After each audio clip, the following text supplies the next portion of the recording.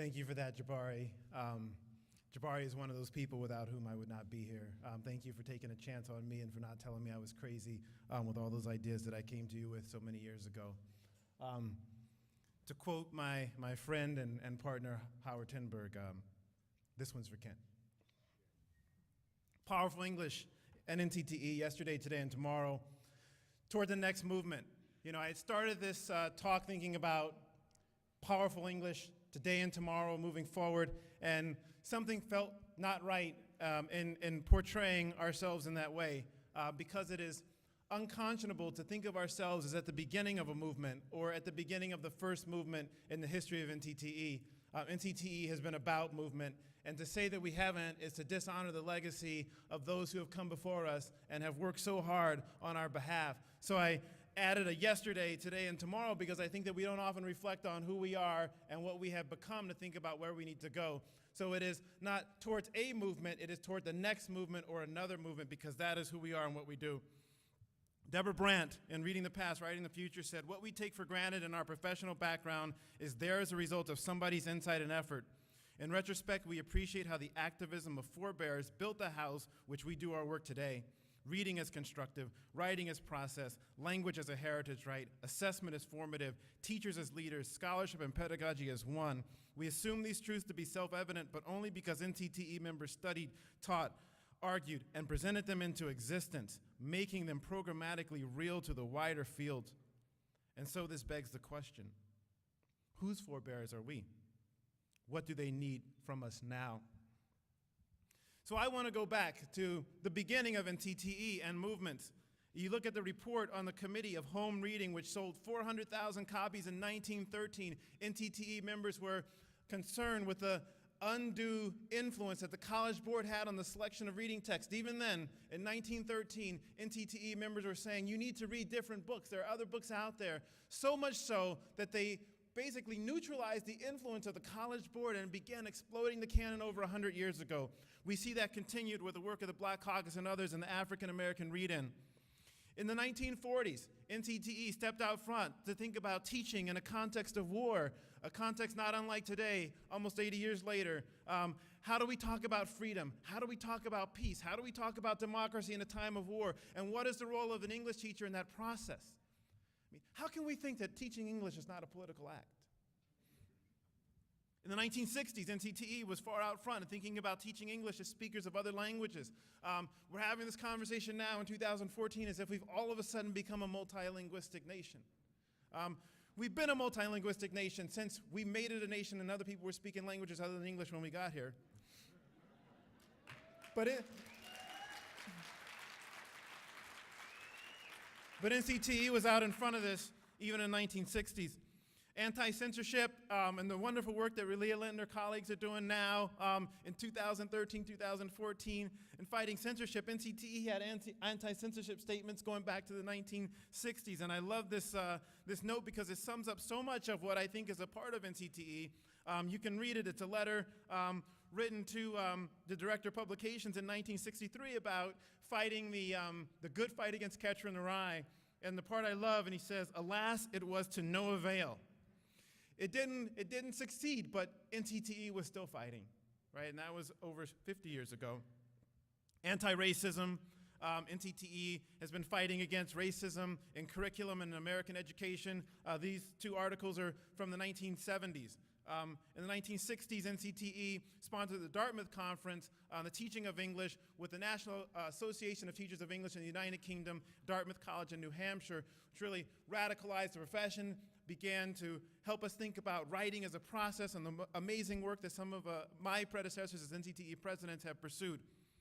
We've also been out in front in terms of teaching diverse books. I love how Kathy's had that as a theme of this convention. But Charlemagne Rollins was talking about this in 1943 in an NCTE publication, and Radine Sims Bishop has been talking about it at least since the 1970s. Her NCTE publication, Shadow and Substance, Afro-American Experience in Contemporary Children's Fiction. We have had movements, right, and we have been on the shoulders. I'm on the shoulders of NCTE warrior poets who have fought for our children, who have fought for our discipline, who know that literacy is not only a civil right, literacy is the key to our humanity. I'd like to acknowledge a couple of our past presidents who have done this kind of work. Janet Emmett, in thinking about writing as a process, and writing and thinking and learning as intertwined. Yetta Goodman, who has taken us into the wonderful, rich linguistic and cultural worlds of elementary school children, and who tell us that we cannot have a humane classroom until we honor those worlds in the classroom space. There should not be a divide between the classroom and the community. Ann Geer and her amazing work on writing theory, composition, writing groups, and looking at how composing is a process, a communal process that happens not only in the academy but in other spaces. Sheridan Blau's amazing work on literature workshop, helping us think about how we bring text alive. The text itself is only a part of that transaction, and the teacher needs to be an important part. Kylene Beers and her amazing work, helping struggling readers, thinking about our responsibility as teachers and helping to cultivate these reading identities. And I just love that picture of someone kissing the book, right? You know you have arrived when your book is kissable, and Kylene's books are definitely kissable books. Kathy Yancey and her amazing work and thinking about portfolios as assessing and moving us beyond thinking about traditional notions of assessment and even assessing writing in the digital age. Carol Jago and her amazing work, helping a nation of teachers think about bringing people like Sandra Cisneros in the classroom. My partner in crime on the presidential team, Keith Gilliard, who is disciplined, defining in himself and his connection to African American language and literature and staying true to the language game. So we think about powerful English today and tomorrow. How do we build? I love this question, right? Whose forebears are we, right? What do we need to risk in our own todays to make possible 50 years from now a movement for powerful English? Because that is our responsibility. I like to think of beginning with who are we, right? When do we begin to recognize as a discipline and as a field that we are a multiliterate, multilingual America, and that you cannot extricate the political enterprise from the teaching of English. And if you are not for social injustice, you are for social injustice. There is no in between. So what does it mean for us to be a multilingual, multiliterate discipline focused on social justice? Our American landscape, according to the Council of Great City Schools, which profiles the 60 largest districts in America, you can see the numbers behind me. 38% of those students in our great city schools are Latino, 33% African American, 20% white, 7% Asian American Pacific Islander. 69% qualify for free and reduced lunch, which is measured by a family living in a percentage of the federal poverty line. But we think about that, and we've often talked about that as urban education, and I just want to highlight only 28% of African American students attend a so-called urban school in a high-need central city district. 72% of them are not. Only 24% of Latino students attend schools in those districts. 76% of them are not. And so this is a national issue. When we think about our multicultural America is in your classrooms no matter where you are. So in that light, I'd like to think about some of the key questions that we need to ask as a discipline in order to be able to move forward and address this multicultural America, not as a challenge, but as our strength. Diversity is not the challenge. The challenge is our unwillingness to embrace diversity. Diversity is not a problem. The problem is our unwillingness to embrace and love our diverse selves, right? Diversity is our greatest strength. It is our greatest strength. So that, with that, the three questions that have been the focus of my work, and I think the focus of our work as a field, and I think about contextualizing this movement as who is doing tomorrow today, right? Tomorrow is happening today in our classroom, so we don't have to hypothesize about it. We can just point it out when it happens. These three questions: how do we get students excited about learning? Instead of asking the achievement question, I ask the excitement question. When kids are talking over each other, hands raised in the tiger crouch, can't wait to speak, that's when we know that they are excited about learning, and that excitement increases engagement, that engagement increases achievement. The second question, I think about this, and folks like Kylene have been asking this question for years: how do we develop students' literate identities, right? Instead of thinking about reading, let's think about readers. Instead of thinking about writing, let's think about writers. When I become a reader, when I become a writer, when I have that identity, you don't have to tell me to go read because I'm a reader, and that's what readers do. When reading is something that's decoding or for a test or it's beyond you and you have to drag them to it, how do we make readers and writers of our students? And how do we make it socially, culturally, and technologically relevant? I have to give a shout out to these two old people who are my parents. In those years, 1967, and the question mark represents the years that they have been public school educators, and the ideas about teaching that they have enculturated into me, who have followed in their footsteps. The first one, where my mother says, if you wait for standards to go away, you will be waiting forever. If you wait for the end of the struggle before you think about teaching for social justice, you will be waiting forever.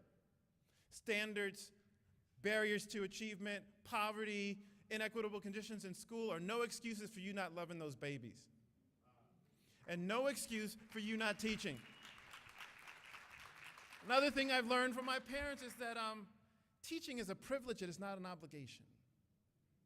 Right? And so we have to embrace that. We embrace teaching as a privilege, and from my father, who said, I will not let anyone take away my right to dream. Right? And as a teacher, I am a dreamer. His first retirement speech before he went back into teaching, he said, I wanted to retire a dreamer. I wanted to retire a dreamer, and I tell you today, my dreams are as vivid about the future of this American landscape as they were when I started. English teaching is cultivating youth voices. This is a change, I think, as a part of the Doing Tomorrow Today, as opposed to English as having voices of great literature imposed upon us. We think about ourselves as cultivating voices, especially in this productive digital age. We know that students have something to say. They are motivated. What we do in this transaction in the classroom is help them know how to say it, help them feel good about their ability to say it, help them to say it with power and authority, and help them to use their voices, whether they are 8 or 18 or 80, to advocate for social change. There are great people who are doing that. I just wanted to give a shout to many of the members here at NCTE who are doing that kind of work. Valerie Kinlock, Mariana Soto Manning, David Kirkland, Django Parrish. There are many of those who are talking about what it means to kind of teach in a revolutionary, multicultural way, right, that helps people to cultivate their voices and to speak the truth to power. We also have great work that's being done in our field on critical learning theories, and that learning happens when you are able to participate and engage and not be dictated to.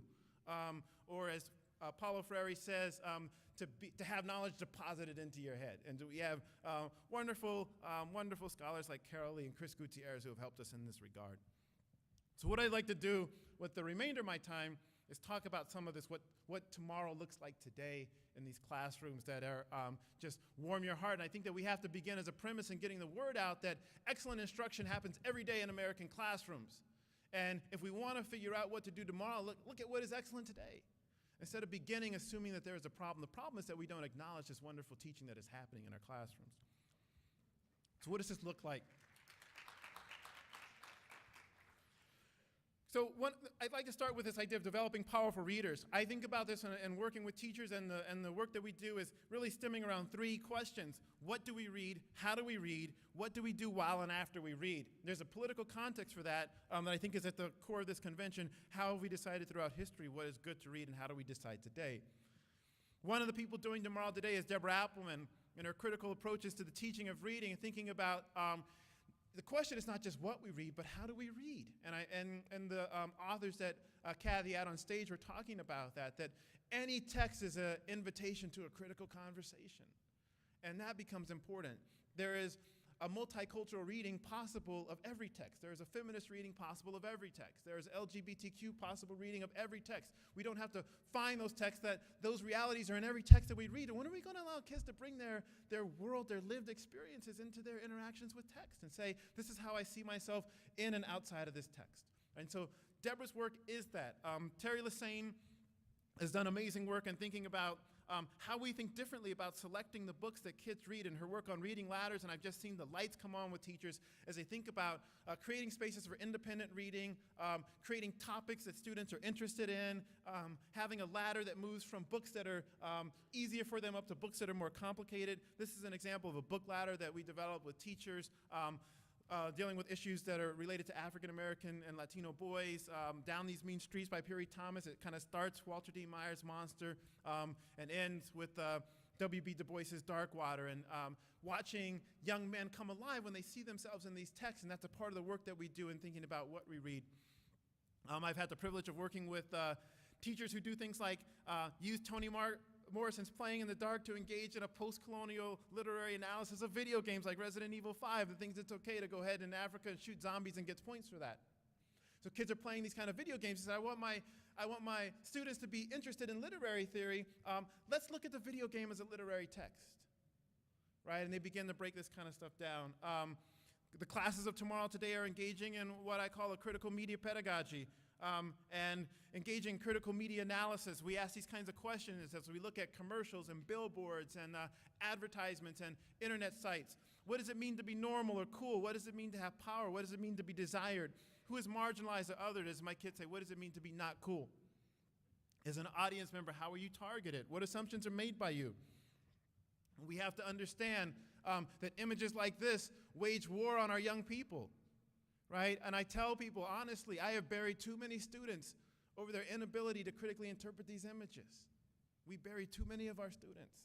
This is a literacy that is a matter of life and death, right? And Bill Kist was talking about in the Media Literacy Award that this can't be an add-on, right? When our kids are bombarded with images like this by the millions during their formative years, right? And that is a part of the new English. That is people who are doing English tomorrow today are confronting this, not only creating more critical consumers of the media, they're helping young people be critical producers of the media.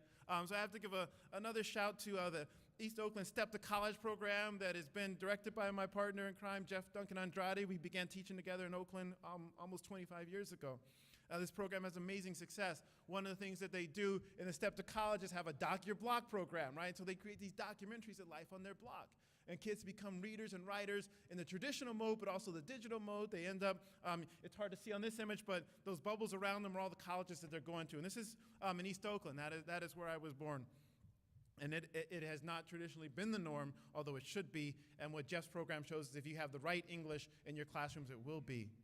Right? The variable is not in the students themselves. The variable is in our ability to reach them as educators.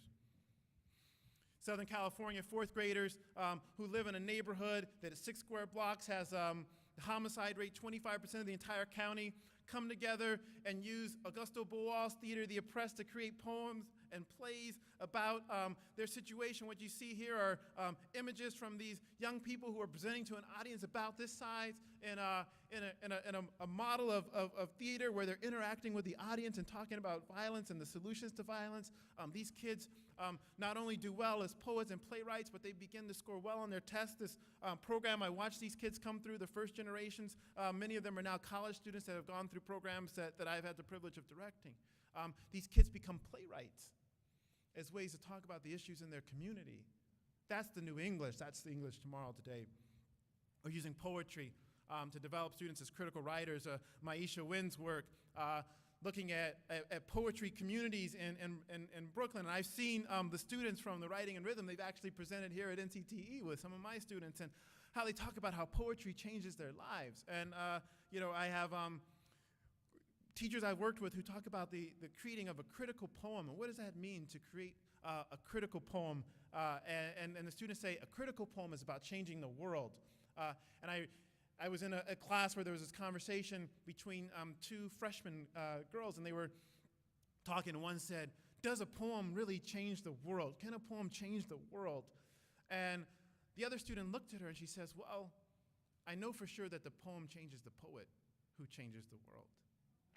And that, for 15-year-olds to be having that kind of conversation, like, why don't we teach poetry? Like, what do we have against poetry, right? For those of us who kind of are fond of that genre, I tell you, it does most of the things we want kids to do around writing. And so I have kids do things like this where they're, creating, poems and art and kind of bringing those two together, mixing them together. We see the critical language pedagogy happening tomorrow today. Folks like Elaine Richardson and African-American rhetoric, and Damian Baca and thinking about mestizo scripts and at the college level, and that languages, multilingualizing the discourse of rhetoric and thinking about what that means to engage text at a real humane level. That kind of work is happening. Certainly, folks like Geneva Smitherman and talking and testifying. Keith already talked about Alim and his global linguistic flows, Gloria Anzaldúa and her multilingual text, The Borderlands. So that kind of work. There's no reason that an English class can't be a multilingual class when you have multilingual students, right? And so we have to take leadership in that. And some folks are doing that tomorrow, today. Kathy de los Rios, who is a student at Teachers College, has a project where she's looking at Rasa studies in high school English, what that means to bring in diverse literatures, what it means to have students thinking about themselves, becoming advocates as a way of teaching in an English class and producing powerful readers and writers. So how do we develop students as writers? One of the things that I've seen is connecting the act of writing to the act of communicating what we might call righteous indignation. And I am one as a teacher that you don't have to cultivate that righteous indignation. Students see it all around them. Or just sharing your stories, having your voice heard. What are the things that matter to you? What are the things that you love?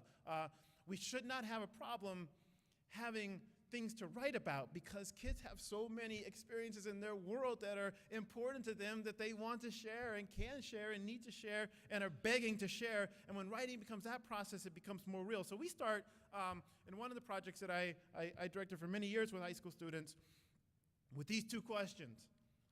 If you could change the world, what is one thing you would do? And if you could change your community, what's one thing you would change? And we started this process of identifying a problem, developing a question, designing a study, collecting data, analyzing that data, making claims, providing evidence, creating products, disseminating those products, and taking social action. We developed all sorts of workshops and activities to help them with that. It became, and it continues to be, an amazing project where students create PowerPoint presentations and research briefs and memoirs and blogs, and they tweet, they write letters to mayors and senators and speak and create PowerPoints and documentaries. They also become very successful secondary and post-secondary students in that process. And they make all sorts of political impact, changing policies at school.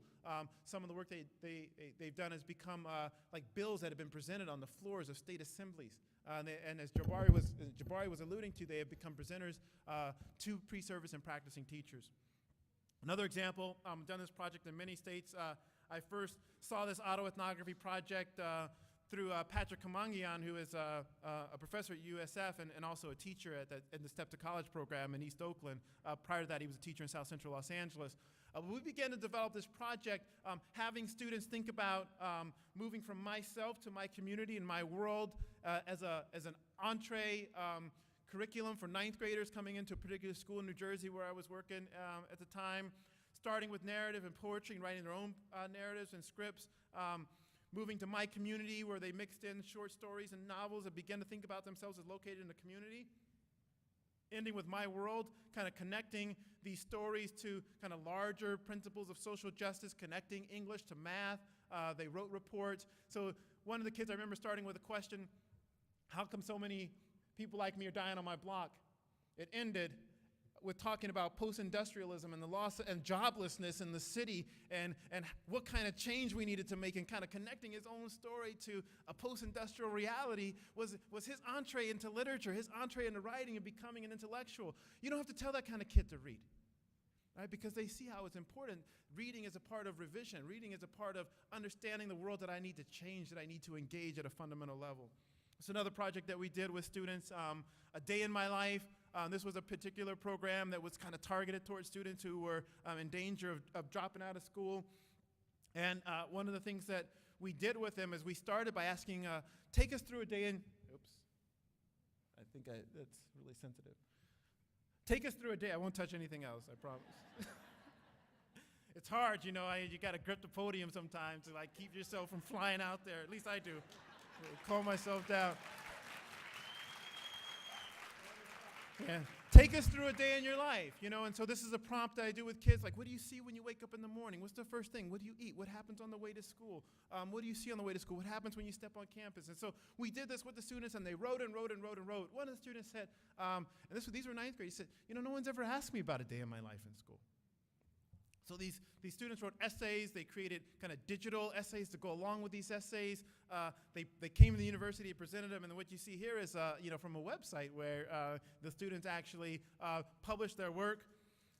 We've done work with you know, students as oral historians, connecting their lives to the lives of others, and this was a particular project we did around Bless Me Ultima, which is another one of those great novels that you might want to teach. And it's, the novel itself is about a young person who's conflicted between cultures, the city and the rural, and Mexico and America. And a lot of our students saw themselves as kind of conflicted between these two cultures. So part of reading the text, we had students engage in interviews with elders in their community, and they wrote these oral histories. And so we've done this many, many times, and if a novel has a historical element, having the students become historians in their neighborhoods and communities and doing oral history as a way of getting into the text.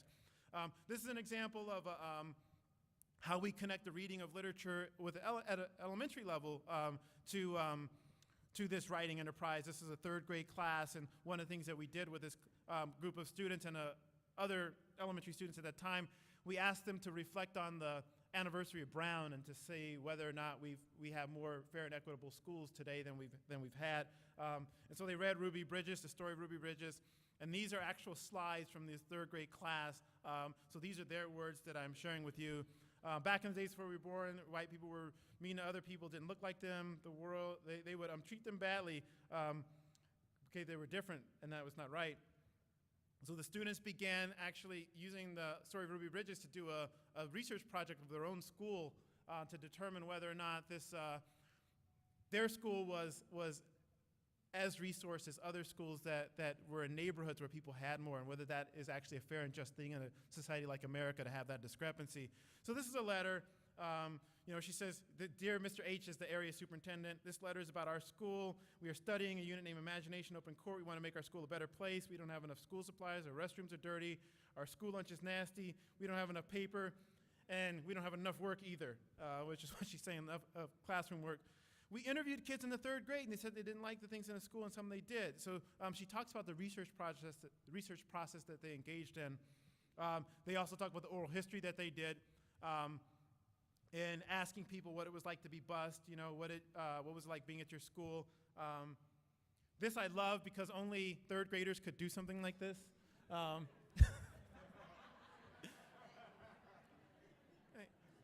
It's funny. What an indictment, though, right? Really? It's just like they're so honest. They don't know how to be anything but blunt, right? But they had good teachers, right? And that was in the middle. And they developed a play and acted out this play by the third graders. And so this was a part of Amazing Youth Summit. They did all sorts of multimodal composing, traditional composing. This is another example, understanding budget cuts. And this was, this is Angel. She's a fourth grader. And each of the fourth graders at the end of the curriculum had to do a freedom and democracy speech. And so they had to pick an issue that was relevant to them. They had to write a speech. And so for Angel's, hers was budget cuts. She did all sorts of work on the budget crisis and how that was affecting her classroom and her teachers being laid off.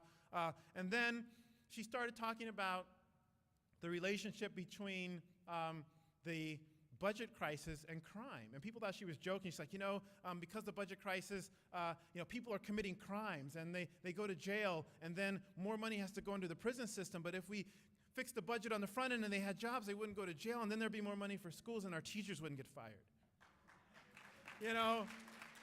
Not rocket science, right? This is a fourth grader. She's like breaking it down like,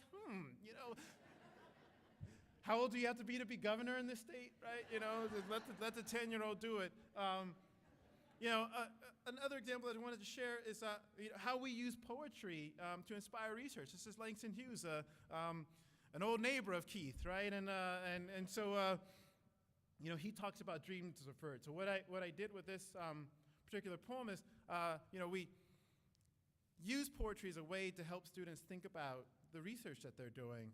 What happens to a dream deferred? Does it dry up like a raisin in the sun? Or does it fester like a sore and then run? Does it stink like rotten meat, or crust and sugar over like a syrupy sweet? Maybe it just sags like a heavy load, or does it explode? And one of the things that I talk about is this idea of a dream, and many people do. It is my belief that no kid steps onto a kindergarten campus in September planning to be a high school dropout. What we have in front of us are dreams. Each of those kids represents a dream, right? Their own dreams, the dreams of those who loved them and fed them and clothed them and dropped them off and who cry when they walk away. And so We are not as concerned as a society as we could be about the dream, but we want to throw all sorts of money at the explosion, right? So that is in Langston Hughes' poem, because if you start with the dream, it adds a little bit of a moral imperative that you nurture that dream. Dreams only have to be nurtured. Explosions create all sorts of problems. It's much easier to nurture a dream than to deal with an explosion. So these high school students kind of connected that to the high school dropout rate and what we need to do in terms of how can the educational system further these dreams, right? So these are some of the slides from the high school kids, and this is a picture of them from our Council of Youth Research. We have Antero Garcia and Nicole Mera in the back who helped me run this program for many, many years. This is them. This is what they look like when they're standing at the podium that the mayor normally stands at, and they're speaking, the mayor is sitting and listening to them, talking about the inequality of education and connecting that to theory, like Gene Angen and the research that they've done and the interviews they've conducted in their neighborhoods and surveys they've distributed, people they've talked to, field notes, and they present their research. I don't show a lot of their slides that are in the middle, but they start with a research question, they go through that entire process. I love how they end. Instead of having a conclusion at the end of their slides, they have demands, because Frederick Douglass says the power concedes nothing without a demand. It never has, and it never will. And we also say, if you are speaking, if they have the audacity to let you get on the podium, don't ever let anybody leave the room without marching orders. Right? If someone is going to sit there and listen to you, they need to leave with marching orders, so they have this action plan for families, for students, for parents, for teachers, and for policymakers. We've had all sorts of genres that these students have presented in, research reports, conference presentations, including here, critical memoirs, policy briefs, plays, digital documentaries, PowerPoint slides, spoken word poems, social media sites, the list goes on and on. So what do we need to do to make the English of today that should be tomorrow the norm and not the exception in our classrooms? Well, we need to start a new movement, another movement. I love these quotes by Marian Wright Edelman. If you don't like the way the world is, you change it. You have an obligation to change it. Just do it one step at a time. Or what she said on Friday that I thought was so amazing, stop talking about what's not possible. Or, as I heard Cornel West say it once, nihilism is a bourgeois leisure. Nobody has time for us to twiddle our thumbs and be hopeless, right? Not the people who drop their kids off at the schoolhouse door and then go work in menial labor for hours and hours. What they're counting on is that what we are doing is nurturing hope, right? So if we don't like the way things are, we have to change them. How do we change them? A couple of the ways that I think are important is what I consider critical action research. The work that we're doing, Jabari talked about his book, The First Year Teaching, that he edited. The work that we do, the action research movement, the teachers looking into their classrooms, the work that's shared here at NCTE, what makes it critical? It becomes critical when that work is connected to the conditions that surround that literacy teaching and learning in the classroom. This is what I am doing, but this is what I am doing it in spite of and not because of, right? These are the regimes of standards and tests that I have to fight against. This is a culture of institutional racism that I have to fight against to get these books in this classroom. But when I get these books in this classroom, this is what my third graders do. This is what my community college students do. This is what my 8th graders do. This is what my 11th grade History of the Americas class, instead of the American History class, does. And how do we share that? Right? It becomes critical when we share it internally through our journals and our presentations, but it becomes critical when we share it through NCTE chats, when we share it externally, through social media, on podiums, as part of activism. The best kept secret in English education is the daily genius in our classrooms that we sit on top of because we don't know how to share it. It's not critical until it gets outside the doors, right? It's powerful inside the doors. It's revolutionary when it's shared. But we're not often taught to think of ourselves in that way. Who am I? Right? And Jabari talked about the Chaucer in the English class as a 23-year-old. Who am I? Like, I know that the kids are engaged, but who am I to tell this story? Right? And that's part of what we have to do is see ourselves as telling those stories. I tell people about being radicalized. I mean, I'm a child of the Civil Rights Movement. My parents went to school with the Black Panthers, but I just wanted to be a playwright. And I wanted to teach kids about writing. I became radicalized when I became a high school teacher and I saw the conditions that my children were living in, that I was teaching. And I realized that there are some things that we are doing here that I wouldn't mind seeing replicated in other classes. And so I had to overcome that, wanting to be a playwright, super shy. My aunt said, "How can you be a teacher? You don't even like to talk." You know, and I am I am the shyest person I know. I really am. But it was love. It was love that did it. It was love for my students. And it was that love manifested in a sincere concern for what was happening, but also a sense of hope that there is something we can do about this, right? That there is a future otherwise. We also have to see ourselves becoming advocates for change. I love the public work of composition. CEL, the Conference on English Leadership. Some of these pictures are from our advocacy day. How do we advocate? Well, we advocate internally in our districts. We advocate with our departmental colleagues. We advocate to parents and the public in our neighborhoods. We advocate to school boards. We advocate to state boards of education. We advocate federally, right? If the people who teach communication can't communicate, who's going to be able to communicate, right? We know how to do this. This is our living, right? We are writers, speakers, thinkers, and teachers. Advocating is not complicated. The complicated part is having the courage to do it. We know what to do, right? I think the hard part is doing it alone. And so part of a movement, it's much easier to walk in front of that tank when you got like 14 or 14,000 of your buddies walking out on that road with you. It's much easier to face fire hoses when there are like 5,000 of you and you are singing gospel hymns as you walk into those hoses. It is much easier when you are walking with people. NCTE should be the place to say, if you are about literacy and social justice, you don't have to walk alone. Right? You do not have to walk alone. And so, to me, it's not about making the case for advocacy. It's about making the case for you as advocates. And I know I felt the same way. I knew advocacy needed to happen, but who was I? Well, who are we? We are the most powerful literacy organization in this country. And we are the oldest literacy organization in this country. We have the power to act. We have the moral obligation to act. A couple more slides, and I'll finish. We have to foster critical hope. You know, my colleague Jeff Duncan Andrade talks about this as hope in the face of overwhelming odds, right? That you have to foster that hope. It is our responsibility as a profession to have that hope. People come into our classrooms, they look at us, and what they need from us are reasons to believe in the future, reasons to believe in their future, reasons to believe in themselves. How do you foster that hope? I know it's not easy. As my parents say, 48 years ago it wasn't easy. 48 years from now it won't be easy. Don't wait for the end of the struggle. Struggle will be with us, or I should say the reasons for struggle will always be with us. I'm hoping that the struggle is with us because that means we have the will or desire to face it. Struggle is a good thing because oppression is a natural reality, and without struggle, oppression happens unabated. Think of the struggle as beautiful because you are embracing it, and you are embracing a legacy of people who have struggled on behalf of what is right.